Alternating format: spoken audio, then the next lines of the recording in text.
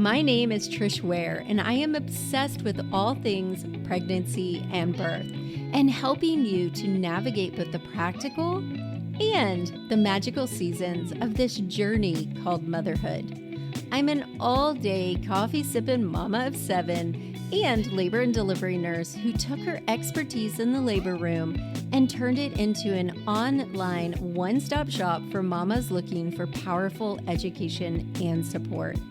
I've had the amazing privilege of delivering many babies in my 15-plus year career as a labor and delivery nurse and as a mama of 7. I'm here to help you take the guesswork out of childbirth so you can make the choices that are right for you and your baby and write the birth story of your dreams. So hit subscribe and let's replace your anxiety and fear with complete confidence.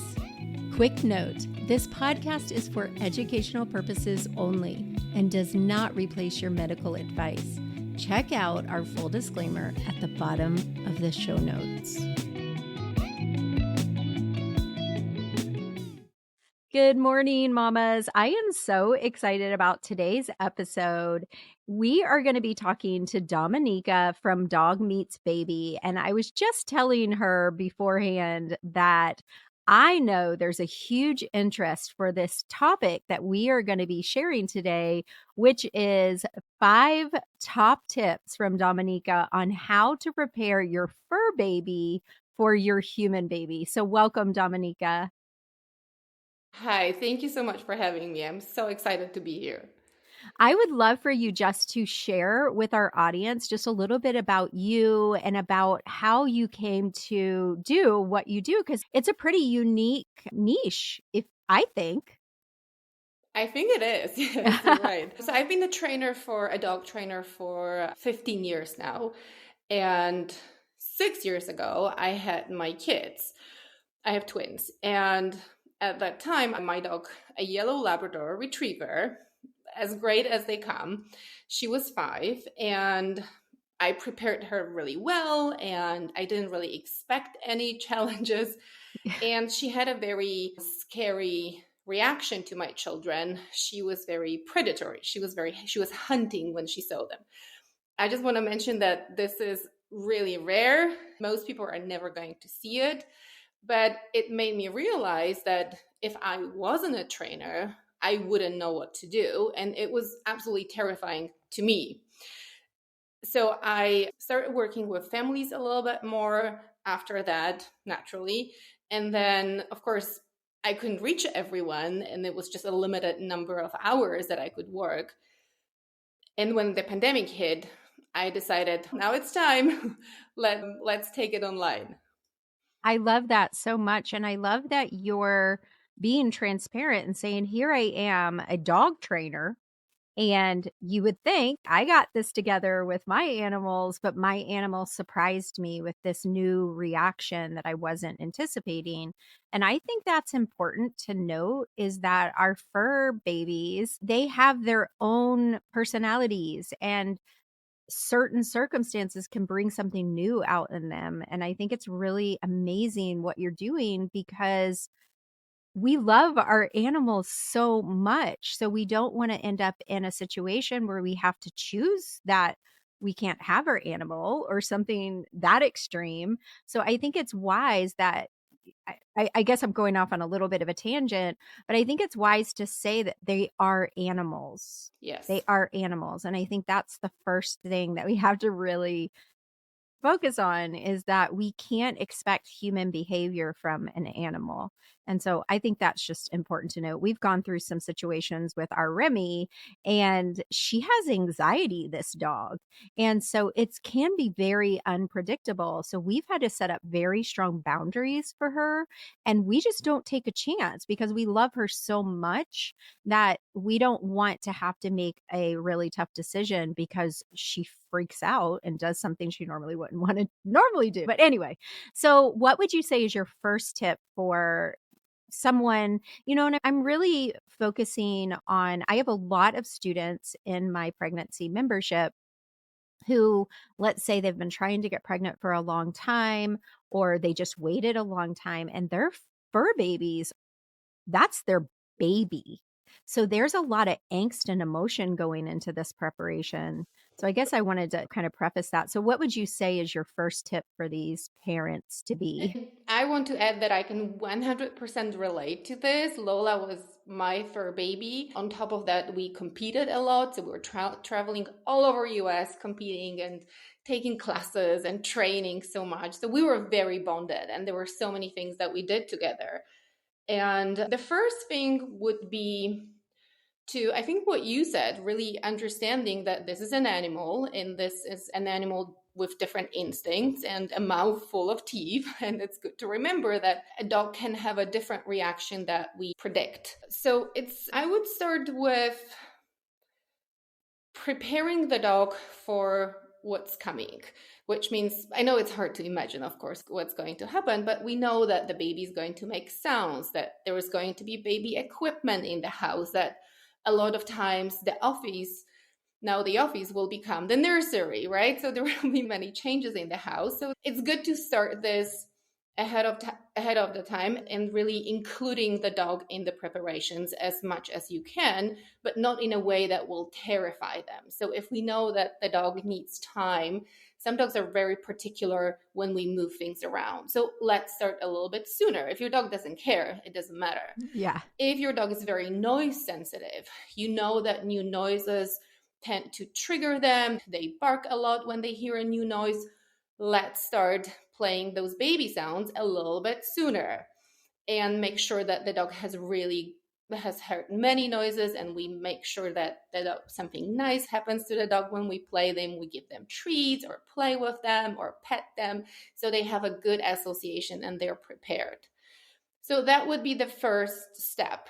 The second step is, I think this one is going to be a little bit hard for many people because especially when you're pregnant, you're expecting the baby, many times the dogs become very cuddly and you nap and they nap with you and it's such a great time. But the more time you spend together and you are together on the couch and you go together to the bathroom and your dog becomes your shadow, then the baby comes and suddenly you cannot have your dog with you the whole time. And that's very hard for them when suddenly things change and they change so abruptly. We go from my mom, my world, to now I'm actually ignored a lot. So it's good to think about this and help our dogs with that transition, meaning that there is time during the day when we are not together, whether we work from home and we make sure that the dog is in a different room, or after a walk, we install a baby gate and the dog hangs out in a different room, or we just close the door. Or some people decide that the nurseries, they're not going to have the dog in the nursery. So every time you go in the nursery, you close the door or you have baby gate there. So you're spending a lot of time together, but there are times during the day when you're not together. And this is very important because a lot of times, especially when the dog struggles with the baby initially or later, you have to separate. And you will do it because, of course, the safety of the baby is very important. And then when your dog is behind a gate or you close that door and they're having a meltdown and they bark and they scratch the door and they jump and it continues for hours, it's a very stressful situation. So you really want to make sure that your dog has it's a life skill, being alone. We don't neglect the dog. We don't treat them badly. We just teach them a new skill that's going to be very useful when we have a little human. So what I'm thinking is it's also you're doing it before the baby comes so they don't blame the baby too. Like they don't think, oh, that's the reason mom and dad aren't with me. So I love that. And let me just ask you practically, as they're training the dog beforehand, how long does that normally take? Or is that per dog or per animal? And what do you do if they're scratching the door that you've shut, or they aren't stopping the whining and the barking? What's the next step if they're really just not getting with the program? Yes, that's a really good question. Some people, it's going to be super easy for them, right? Like they've been doing it, the dog is already crate trained, or the dog is more independent. So for some people, it's going to be not an issue. Now, if your dog has a hard time with that, then we want to start small. Okay. And small could be literally that if your dog always follows you to the bathroom, you're not going to let them do it just for that minute. And especially when you're pregnant, you go to the bathroom a lot. So you can practice a lot. Yeah, and that's a your lot dog of learns, practice. Okay, she goes to the bathroom and then she comes out, and she goes to the bathroom and then she comes out. And they learn, okay, I wait here and then she always comes back, because you always come back. And so just starting, but you have to start somewhere. So thinking about situations when it's sunny, there was this like spot where my dog likes to hang out in the house. Maybe I can move their favorite dog bed there, and maybe I can give them something to chew on, a bone. And this is the time when I'm going to be in the kitchen, or I'm going to take a nap, or I'm just going to do something else in a different room. So sometimes it's really building with what you already have. You don't necessarily have to be like, okay, we're going to close the door. No, you can leave the door open. You're not going to change anything. We're just going to teach the dog it's okay when we're not together. You don't have to be with me the whole time. Okay. A lot of times with the nursery, because many people, especially when you have a dog that gets muddy, right? Like it's muddy outside and the dog gets dirty. And you're like, oh, I have my nursery and all the things are so pretty here and it's so clean. And this dog, I really don't want a dog hair here and I don't want my dog here. So a lot of times parents are more committed. And because it's a new room and you're starting from scratch, if this is the room where your dog's used to spend a lot of time in, then it's harder. But if this is a room that you are not using, then okay, we're going to start with maybe a gate so the dog can see me. We're going to put the dog bed there, and I can even sit by the gate initially, and my dog gets some treats on the other side or a peanut butter Kong. And we're just starting this way for 5 minutes. So they get used to it, but you keep doing it. You keep doing it every day for a little bit. And maybe after your dog is exercise, so they're tired, you play fetch, you go for a walk, that's when you do it.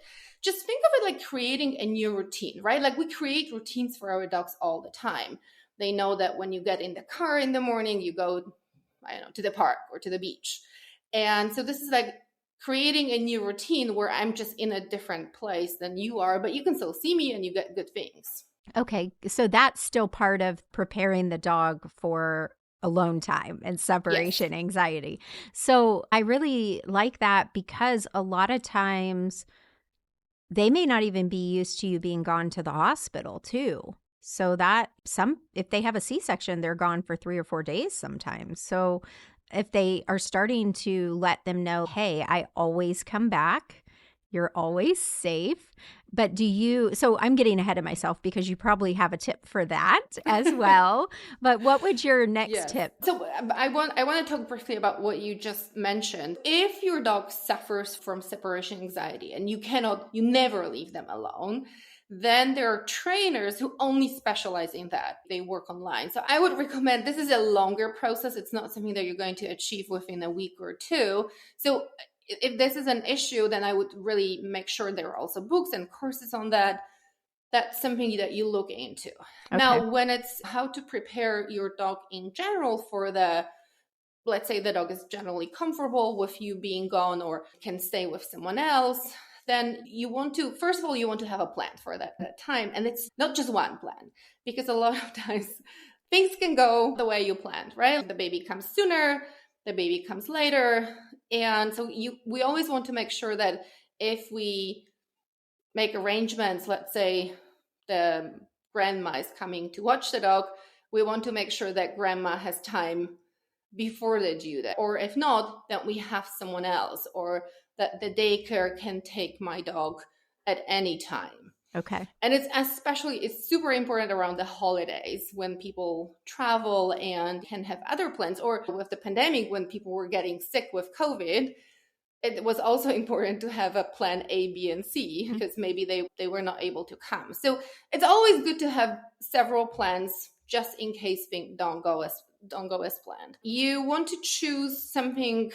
I would choose an option that works for you, of course, but also for your dog. If your dog hates other dogs, then I would not necessarily have them at a daycare full of dogs. That will be a very stressful environment, and it will be much harder when you introduce your dog to your baby.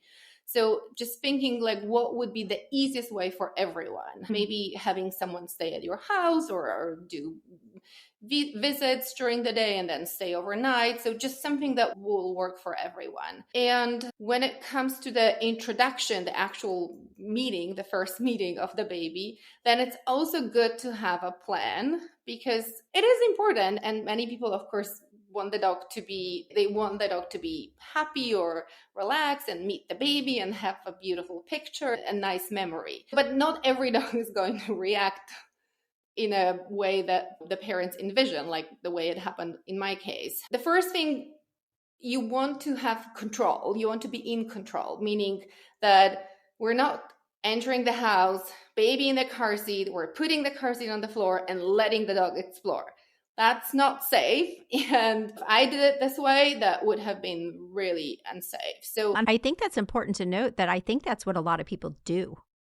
Oh, yes. There are thousands of videos on YouTube that show exactly that thing. And yes, many people are going to be fine, or many kids are going to be no issues. But if your dog is one of those that are going to have a reaction, then it's really not safe. And even in those videos on YouTube, every single one, after a few seconds of like, that no. dog or dogs sticking head in the car seat, the parents start pulling them away. Every single one of them, parents get nervous, right? Because you don't see your baby. And what is that telling the dog? I'm feeling like that's probably communicating something to the dog right off the bat when you're yanking the dog away. It is. And it's not, dogs, when they're restrained, that's also not quite safe when you pull them away from something. And especially if you have multiple dogs, that's not ideal. So we want to make sure that we decide, are we going to have the baby in the car seat, or maybe the baby will be already home? So is the baby going to be in my arms, or maybe in the crib? Is the dog going to have the leash on, or we're going to use a gate? But just having some sort of a idea of how we're going to do it before the actual day. Okay. And just thinking out those things rationally, like how that should look. I have a question. I have heard, I think I was telling you before that I had children before I had pets. So Yes. It's a little different for me because it just wasn't on my radar as much. But I have heard people and patients many times will take something from the labor room that smells like the baby to take it home. So do you have any tips on bringing something home? Because I know you said introduce them to the sounds and all of that, but do you want them to introduce the smell, or is that not really something you need to do? I'm so glad that you asked, because it is, if you think about it, I said that when you introduce the baby to sounds or equipment, that we practice, right? Like we don't do it it's not just one time that we play something and then we're like, okay, done. And with the scratch that, I don't know if you've heard, there was like a noise suddenly. So I hope my kids are going to be quiet. With the baby blanket or with the onesie or baby head, it's a little bit harder because you're only going to be able to do it once probably, unless you have the kids in the NICU or it's a different situation. And one time, it's not enough, because your dog is going to smell the baby smell or the hospital smells, but they're also going to smell detergent and anyone who touched that item. And honestly, we introduce new things to them all the time. We go grocery shopping, and especially with the baby, we bring so many new items to the house. So they're constantly introduced to new smells. So it's almost, I smelled it, now what? Yeah. And some dogs, they're going to play with that item, especially if it's a blanket and it's soft and it's like a little bit like a toy. And then many parents reach out because they're terrified because the dog destroyed the blanket. And now what? They're going to have this reaction to my child. Yeah. So it creates anxiety because then the parent is terrified to bring that baby because the dog destroyed the blanket, ripped it apart. If your dog generally destroys toys and does it to the blanket, that's exactly what they did. It was a toy to them. they smelled all those smells, but they didn't really make a connection because it's impossible. You can do it. It's okay. It's not really a guarantee that your dog is going to do great with the baby. Okay, that's good. So what would your next tip be? So I'm writing out some of your tips because I know that this is just so valuable. I wrote down baby smell isn't guaranteed, doesn't actually work. So what would be another tip you would have for these new parents as they prepare? Yes. When it comes to preparation, another thing that's often overlooked is the car. A lot of times, I don't know where, like if that's the case. I lived in San Francisco for many years, and there are many dogs, more dogs than children, and most dogs, they ride in the car loose. Sometimes they stick their heads out of the windows, right? The weather is nice. And many people have more than one dog. Many people have bigger dogs. And a loose dog in a car it's not safe. It in case if we were in an accident and crash, then this dog is a projectile. If you have a smaller baby in the car, then it's even worse because we then definitely don't want this giant dog or even a smaller dog to fly at a child. So it's good to think of that. If we're going to have the baby and the dog in the car together, how are we going to do it? Are we going to get a harness for the dog, and which one? Are we going to have a crate for the dog? Are we going to have a carrier for that dog if it's a smaller one? And not every dog is going to be comfortable with it right away. Some dogs need training. So this is something I know that many parents, when they realize it, it's scary. Suddenly you think about all those things that can happen or could have happened. And I was there too, so I get it. But it's just know that there are products that have been crash tested, and there are many different ones for different sizes, for different cars. But it's important to do it. I love that too, because as you were talking, not only is it unsafe for the dog to be loose in the car, yes, that too. But it's also a situation that you would have very little control. If the dog snapped at the baby or something were to occur, that could be a very unsafe situation. So I think that's another reason, because it's if the dog is not comfortable with the baby, especially if you're not going to be in the back of the car with the dog, like the loose dog, of course, it's an issue in itself, but the dog next to the child, it's another safety concern here. So it's definitely good to have a plan. And the truth of the matter is that a newborn in a car can drive anyone crazy. Anyone, especially if they're doing that thing. And so that could definitely, the dog could see that as some kind of weird threat in the car, because I feel threatened by it, to be honest. I had a screamer and it was maddening. It worked on my mind bad. I would be anxious getting in the car, anxious in the car, and anxious after the car. It was just a horrible situation. So that's really good. Like, I would have never thought about preparing yourself and your animal for future car rides, because it's not just you two anymore, you three. There's another little person in there that has to be protected. So what would another tip that you would say to prepare? I like these tips because a lot of them are more so on preparing your dog way ahead of time. So it's not just like, oh gosh, baby's coming home next week. How do we handle this? Yes. It's changing. I see more and more people really thinking of it when they get pregnant or are adopting. So people are thinking about it much sooner now. But I used to have clients who would call me 2 days before the due date. Oh, no. Yes, definitely. I don't miss those days. So the other tip would be, of course, training, which is most people train their dogs when they first get the dog, right? Whether it's a rescue or a puppy, you take those puppy classes, you go to obedience classes, and you get to a certain level that it works for your family, right? Your dog knows a sit and a down, and they can wait a little bit.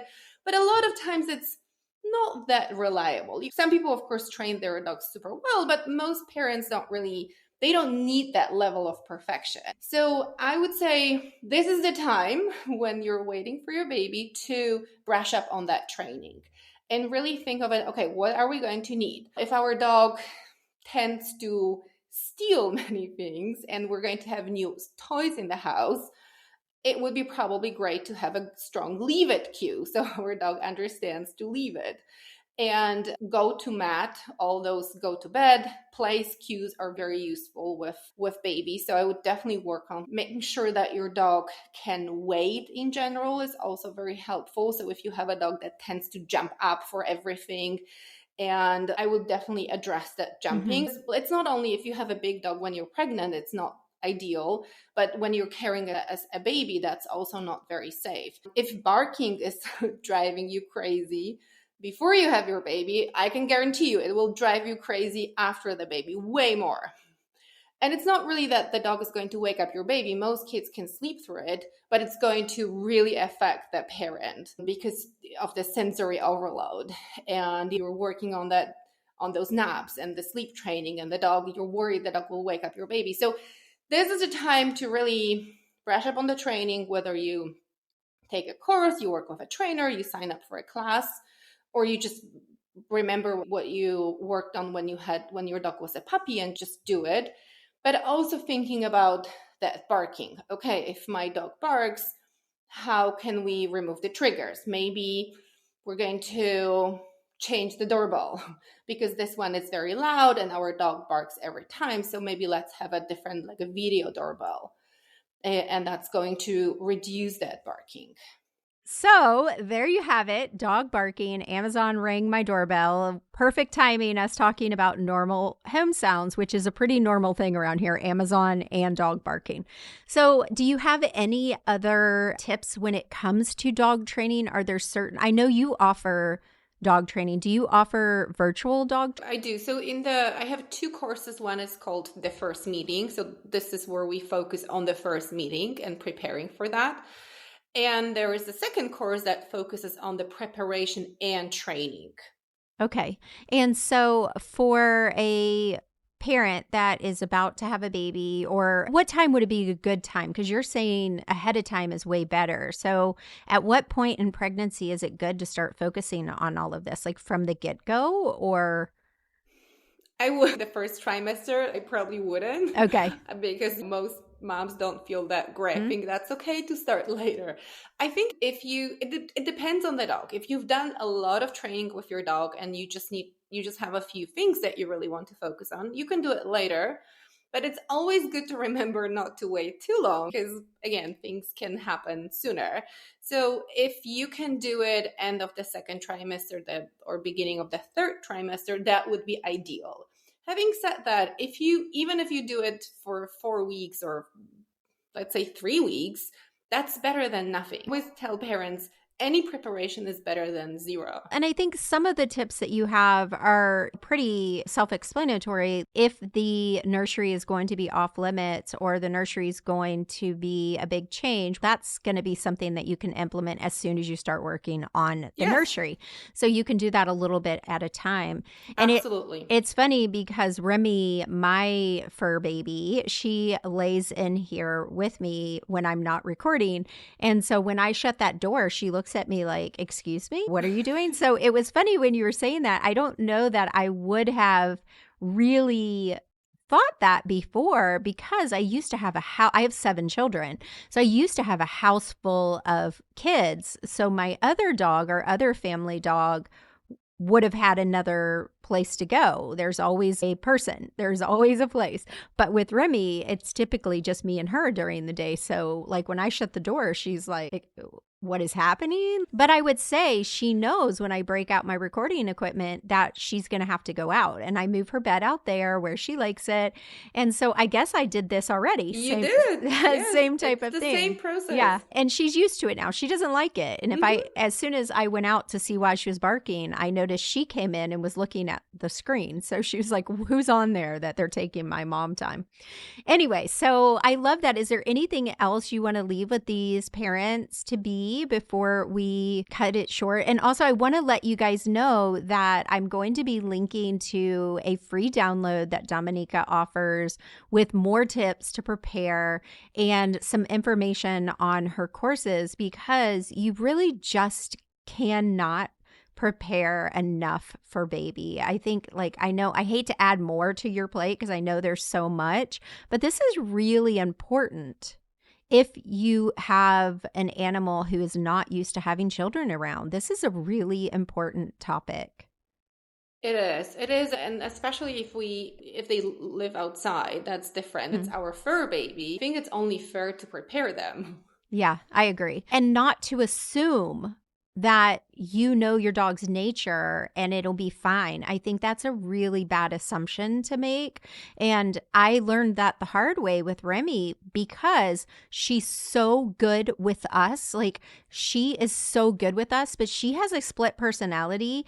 And if she gets anxious at all, we cannot trust her with children. With adults, she's usually okay, but I'm not even sure I trust her completely. We have a very set routine of how we introduce Remy to new people. And then when it comes to children, we keep her with us. So she's not, if my son has a friend over, she's not allowed free rein. She stays with us and moves around the house with us because it's not worth it for something bad to happen to a child or to Remy. And it's straight up anxiety. She was a rescue, so we know it's because she was abused.